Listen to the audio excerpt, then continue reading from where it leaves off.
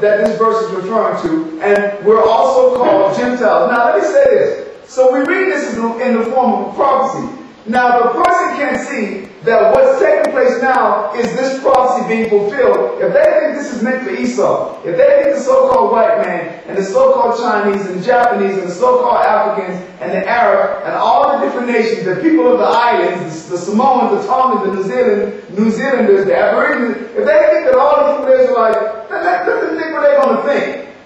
Now, don't get me wrong. There's going to be Israelites coming out of all of these people.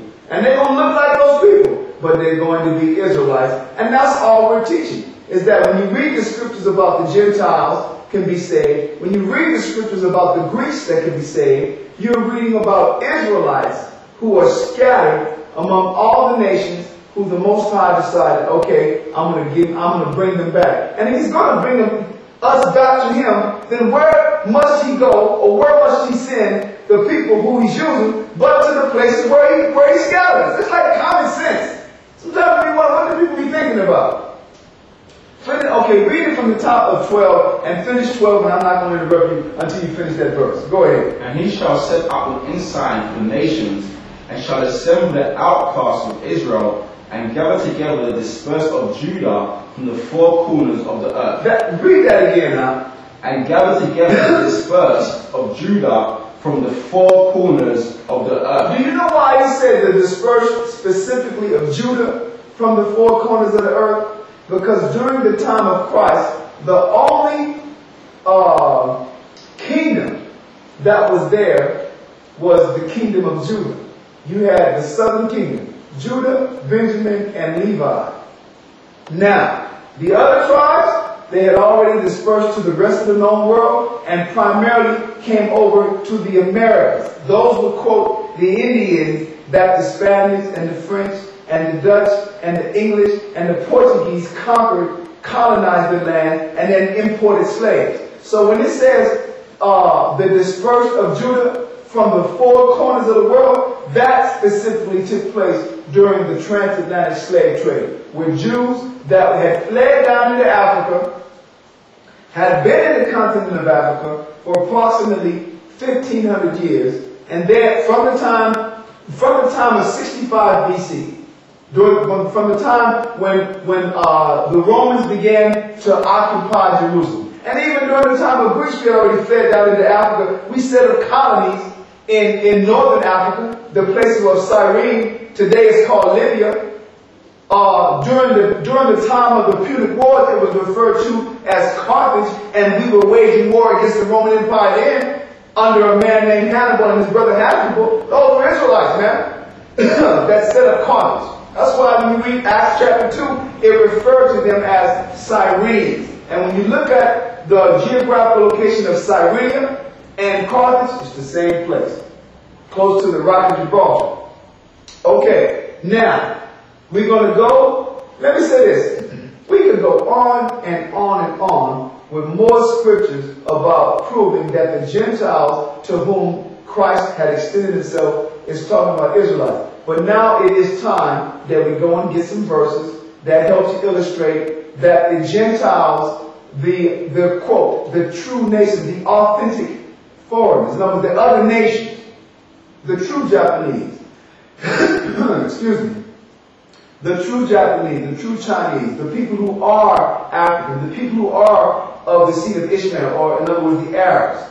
Okay? What does the Most High have in store for them? We're going to read that. And that's why you have to understand that the Bible doesn't contradict itself. Let's go to 1 Corinthians. 1 Corinthians chapter 10, and we're going to read verses 20 and 21. And if this knowledge was extended to the Gentiles, as in the other people, then why did Christ have Paul write this thing to the Corinthians? 1 Corinthians chapter 10, verse 20 and 21. Go ahead. But I say that the things which the Gentiles sacrifice. But I say, the things that the Gentiles, meaning the other nations, go ahead. They sacrifice to devils. The things that the Gentiles sacrifice, they sacrifice to devils. In other words, even to this very day. Matter of fact, I got to put my own picture out now. Today, you got the Gentiles, the other nations, that make, quote, their sacrifices. Now today, you don't got people in church literally cutting open animals of people and sacrificing. But in the sense of sacrifice, it means that they worship. Today, you got the other nations that are worshiping this image that the so-called white man put forth as Jesus Christ. Let me show you once again. This is one of our favorite. All right. Read that again. But I say that the things which the Gentiles sacrifice, they sacrifice to devils. Yeah, they sacrifice. In other words, they honoring this as Jesus Christ. And this ain't Jesus Christ. This is a false image that was put up during the Renaissance period, during the time of Alexander VI of Rome. He was the Edomite white pope. His name was Rodrigo Borgia. And this truly is his son, Caesar Borgia. This is a photo of him in a book that we have. So when it says the things that the Gentiles, meaning the nations, the things that the people sacrifice to, they sacrifice to devils. This is what they be worshiping, man. Thinking that this is Jesus Christ. Read on down, brother. And not to God. And not to the Most High. Because when you read the scriptures, this can't be you honoring the Most High, paying homage to this image, because the Most High tells you his son is a dark-skinned man with woolly hair. It says Christ's skin was so dark that it looked as though it had been burned in a furnace. And his hair was completely white and woolly. So this doesn't fit that description in the least. So the things that the Gentiles sacrifice to, they sacrifice to devils and not to the Most High. This doctrine that they teach. In other words, you got all of these nations talking about the gospel of Christ. It is not the doctrine of the Most High. Because, for instance, they teach that Christ was born of a virgin birth and that he was conceived of an immaculate conception. In other words, it didn't involve any man. It didn't involve any sexual intercourse. And if that was the case, then how would Christ be traced back to the line of David? If Christ didn't come by way of a man, particularly speaking Joseph, who was a descendant, a direct descendant of David, you know what I mean, from the tribe of Judah, then how could Christ have even been given or attributed a tribe, let alone a nation? So that's all false doctrine. So when it says, but that's something that the so-called white man came up with. Okay, that's his lie. So when it says the things that the Gentiles sacrifice to, they sacrifice to devils, meaning they don't have the truth of the Most High. Read on down. And I would not that you should have fellowship with devils. So if Christ came for everybody, then why is Paul telling the people, the Israelites that are in the Corinthians, that he would not, that what? That they should sacrifice with Gentiles. That he referred to the Gentiles as devils, and that they should not, in other words, that they should not fellowship with devils. Let me say this. And you just go 2 chapters over. This is chapter 10. 1 Corinthians chapter 10.